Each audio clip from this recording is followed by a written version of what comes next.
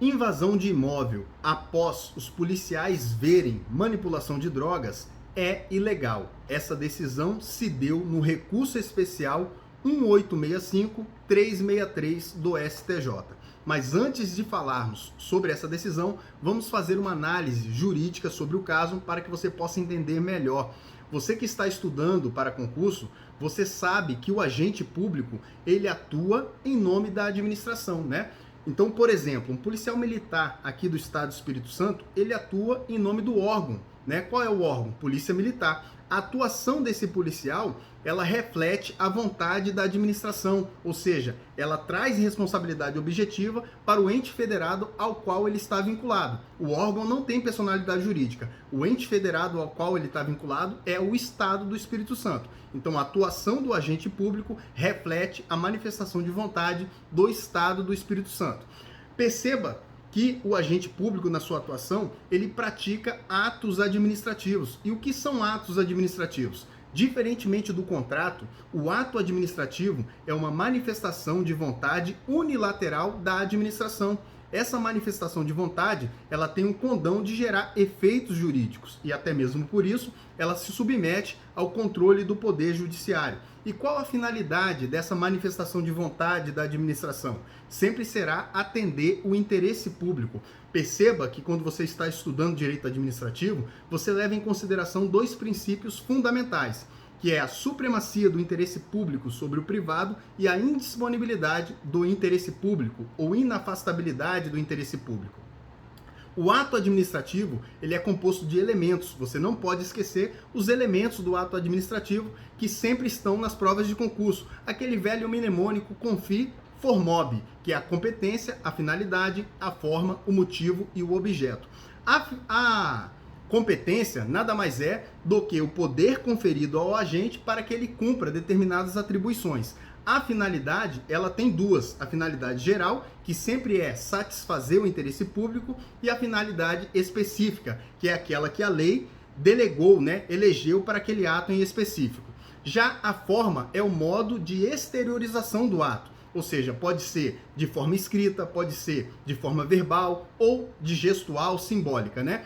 E o motivo é a situação de fato ou de direito que justifica a manifestação do ato. Agora, não confunda o motivo com a motivação, que é a exposição do motivo. O objeto é o fim imediato do ato.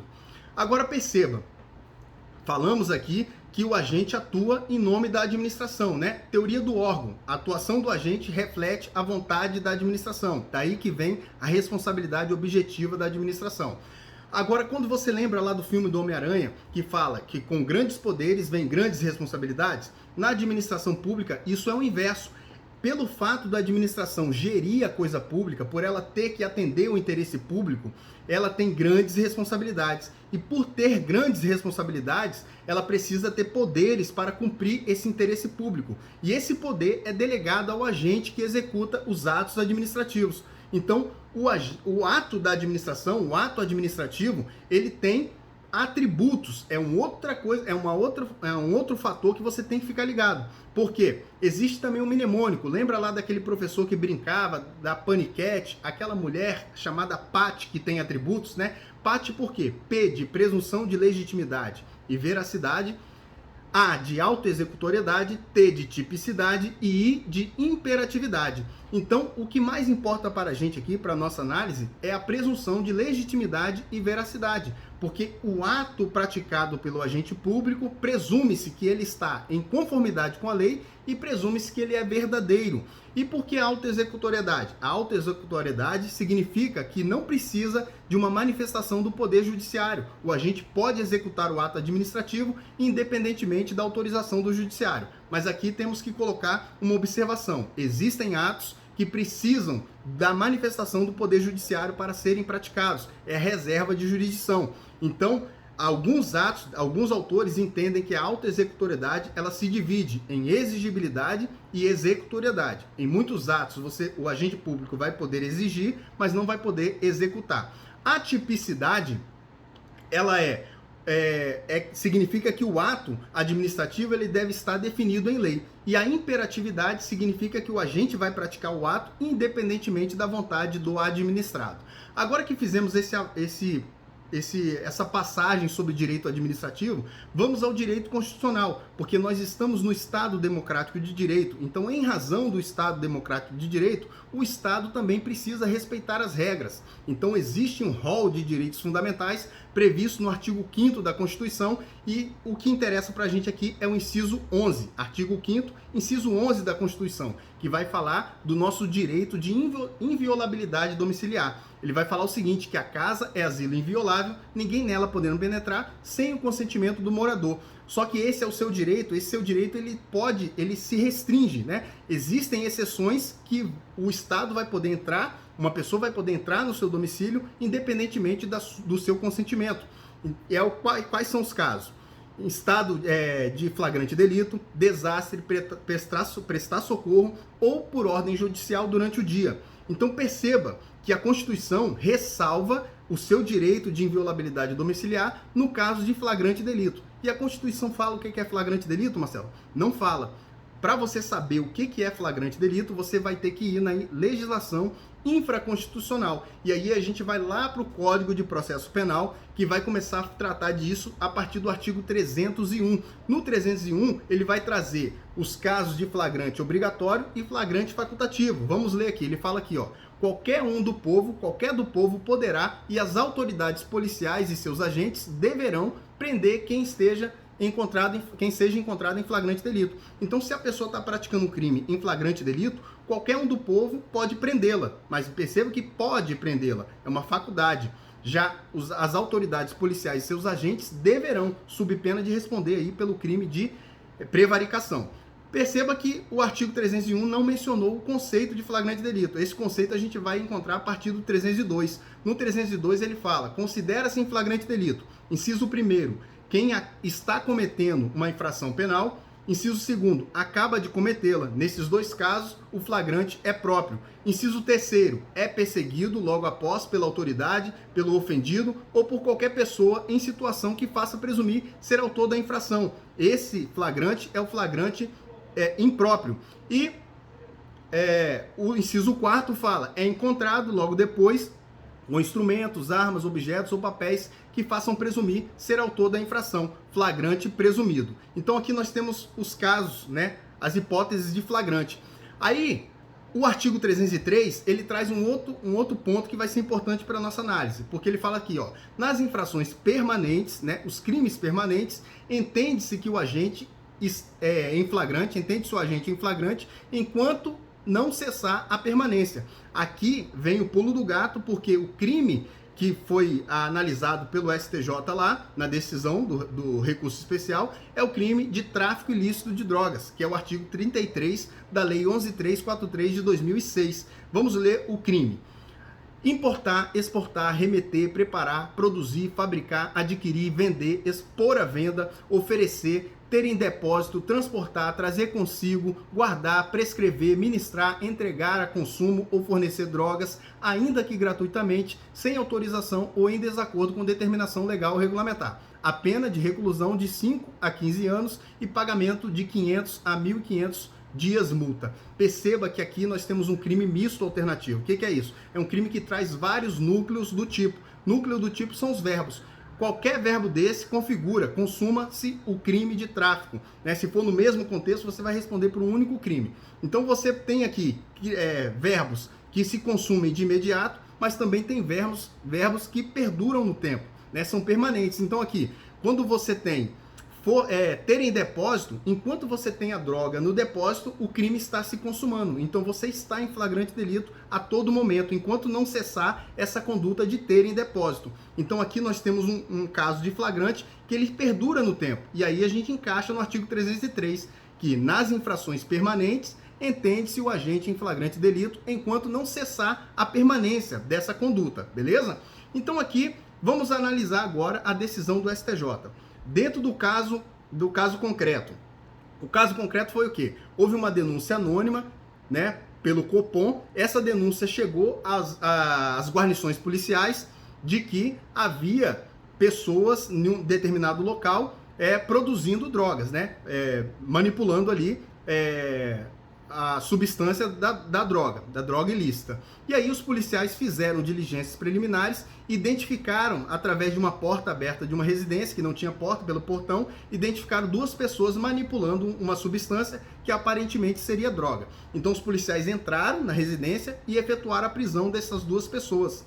E identificaram que realmente, de fato, se tratava de droga ilícita. E aí vem o caso. Essa prisão em flagrante é legítima? Foi legal? Ao meu entender, foi legal. Por quê? Nós temos uma denúncia anônima, né? Alguém ligou lá para o Copom, denunciou anonimamente, os policiais fizeram diligências preliminares, identificaram uma situação com fundada suspeita, adentraram a residência e se tratava de um crime permanente, porque eles estavam com a droga ali, né?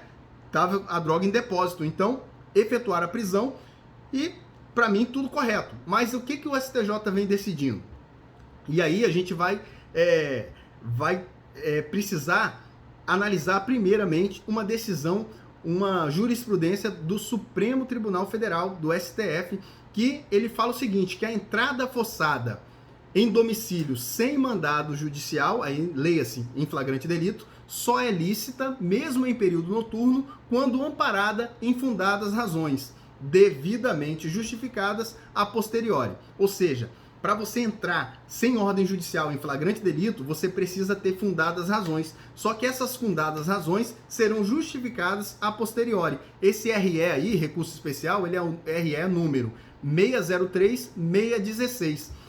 Perceba que essa decisão jurisprudencial, ela se encaixa perfeitamente naquela análise que fizemos sobre o ato administrativo, né? Dele ser presumivelmente em conformidade, dele estar presumivelmente em conformidade com a lei e ser verídico, porque quando o policial adentra a residência e efetua a prisão, presume-se que aquele ato dele ali está em conformidade com a lei e é verídico. Tanto é que você vai justificar isso a posteriori. Essas fundadas razões serão justificadas em um momento posterior. Porque nós falamos lá que os atos jurídicos produzem efeitos jurídicos e se sujeitam à manifestação, à apreciação do Poder Judicial, né? Então o Poder Judiciário vai se manifestar em relação a esse ato. Então aqui nessa decisão da jurisprudência do STF, o STF, o relator no caso, ele ainda falou que essa análise precisaria progredir, né?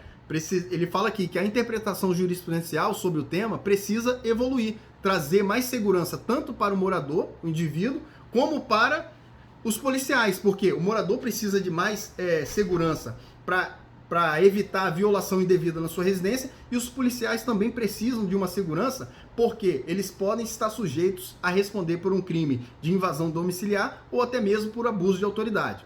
Então aqui essa interpretação, essa jurisprudência é do STF. O STJ ele foi mais além, né? O STJ ele fala o seguinte, olha, as circunstâncias que antecederam a violação, né, do domicílio, elas devem evidenciar de modo satisfatório e objetivo as fundadas razões que justifiquem tal diligência. A prisão em flagrante do suspeito, as quais, portanto, então ele deixa claro aqui que essas fundadas razões não podem derivar de simples desconfiança policial, apoiada em mera atitude suspeita ou em fuga do indivíduo em direção de uma casa diante de uma ronda ostensiva, por exemplo. Ele também traz aqui que sobre a autorização, né, a voluntariedade, a livre autorização de ingresso, né, quando o morador dá o seu consentimento, isso precisa ser bem avaliado. Até existe uma decisão do STJ que fala que deu um prazo para que as forças policiais equiparem as forças policiais com instrumentos tecnológicos para poder registrar esses momentos, né, até por segurança aos policiais. Então ele fala aqui que um entendimento firmado da corte, a mera denúncia anônima, desacompanhada de elementos preliminares indicativos de crime, não legitima o ingresso na residência. Então são questões extremamente subjetivas, né? O que vem a ser elementos preliminares indicativos de crime, né?